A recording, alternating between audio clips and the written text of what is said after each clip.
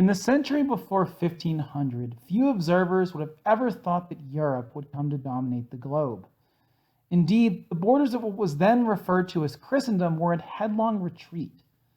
Though Ferdinand and Isabella of Spain seized Granada in 1492, expelling the last Muslim dynasty from the Iberian Peninsula, in Eastern Europe, the Ottoman Turks conquered one Christian state after another. The Ottomans, called Ottoman after an Italian corruption of Osmanli, or House of Osman, the first sultan, made their first landing in Europe in 1354. They crushed a Serbian army at the Field of the Blackbirds a few decades later, advanced south into Greece, and steadily reduced the remaining outposts of the Byzantine Empire, the Greek-speaking remnant of the Eastern Roman state. In 1453, the Ottoman Sultan Mehmed II arrived outside the walls of Constantinople, the Byzantine capital, and after a 7-week siege managed to pierce its once impregnable walls. Mehmed had state-of-the-art cannon with him, designed by a Christian engineer named Orban. Orban had actually offered his services first to the Byzantine emperor, Constantine XI, but the emperor lacked the money to pay him. So Orban found another ruler who would pay for his talents. After Mehmed conquered the city, he converted Constantinople's main church, the Hagia Sophia, into a mosque.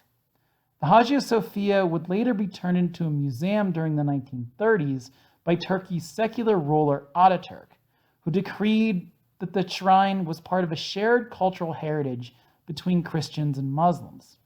It remained a museum until last month, when Turkey's Islamist president Recep Erdogan ordered it turned back into a mosque. The first Muslim service in nearly 90 years took place on July 24, 2020. Under Mehmed II, Constantinople would become the new capital of the Ottoman Empire. It had shrunk in size from a peak of 700,000 to no more than 50,000 in the waning days of the Byzantine Empire. But under the Ottomans, it grew into a dynamic commercial and political hub. By 1500, its population had grown once again to about 700,000, a polyglot mix of Christians, Jews, and Muslims. We'll cover the internal dynamics of this empire in a couple weeks, including the system of deshirme, the forced recruitment of Christian boys who were converted into Islam and trained for service in the Janissaries, an elite army corps. For now, it's important to note that Ottoman borders were expanding into Eastern and even Central Europe. In 1480, the Turks seized the Italian city of Vetrano. Though they left the following year, their presence in Italy inspired panic in Rome, causing Pope Sixtus IV to come up with a contingency plan in case the Turks ever seized the Eternal City. So a society in which the Pope made plans to flee was not exactly the center of the universe. Instead, the centers of wealth and power in the 15th century world were the places contemporary Europeans were trying to reach.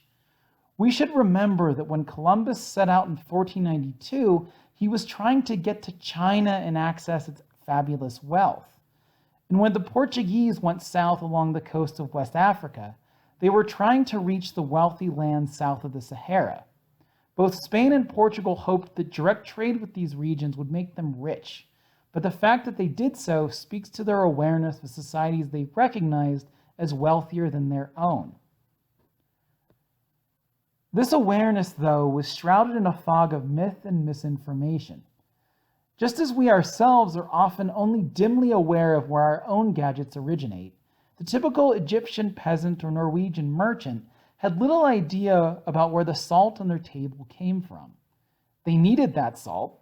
It was a preservative for fish and any number of other items, but few consumers would have known what mine it was from or how it crossed the Sahara. Even many of the merchants involved in this trade would not have actually themselves known. Supplies were typically sold and resold by middlemen who made only a part of the journey themselves. This lack of knowledge went in both directions. People in the West had only a rudimentary awareness of China, but Chinese scholars had an equally ignorant conception of Europe, which they still referred to as Daquin, their name for the Roman Empire, long after that empire had vanished. They knew that the Mediterranean and the Black Sea were connected by water, but Chinese cartographers thought those seas encircled the entire continent. Medieval maps of Europe portrayed it as an island.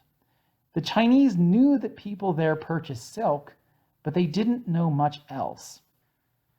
It's precisely this sort of fog of misinformation that enables a document like Prester John's letter to emerge.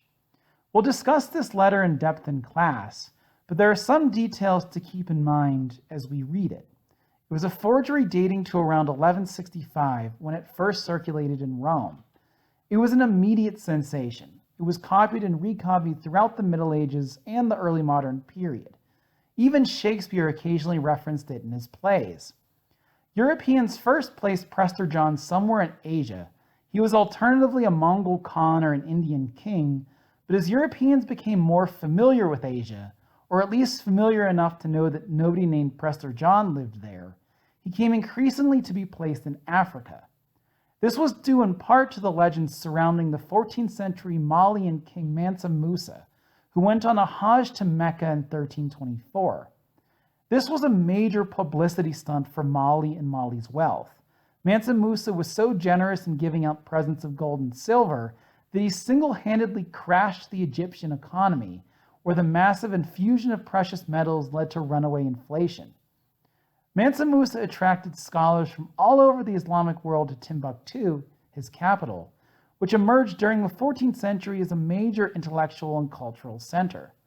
Arab travelers like Ibn Battuta recounted their experiences in its schools and mosques, and Timbuktu was still an important center of learning 2 centuries later when the Moorish scholar who came to be known as Leo Africanus visited the city. Mansa Musa would be prominently displayed on European maps of Africa, like this image from the Catalan Atlas of 1375. And while he was obviously a Muslim, his wealth fed legends of even wealthier places farther south, namely ones ruled by Prester John. When the Portuguese began exploring the west coast of Africa in the early 15th century, they carried letters addressed to this mythical king.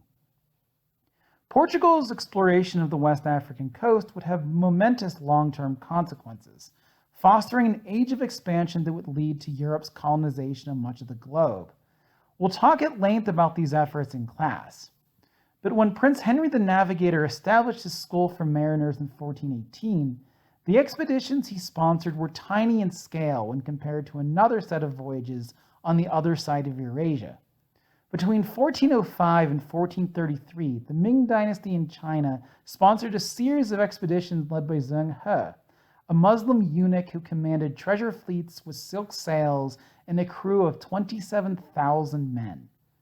His expeditions cost an enormous amount of money and were designed to showcase China's power and sophistication. China in the early 15th century stood poised to dominate the globe.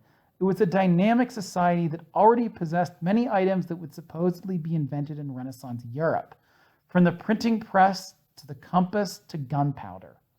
Zheng He traveled as far as modern Mozambique, accepting tribute and giving presents to rulers from Southeast Asia to Southern Africa. But after Zheng He's death at sea in 1433, the Ming court turned inward and abandoned these voyages, burning the treasure fleet as well as most of the logbooks from it. We'll discuss in class the reasons for this isolationist turn, as well as its long-term consequences.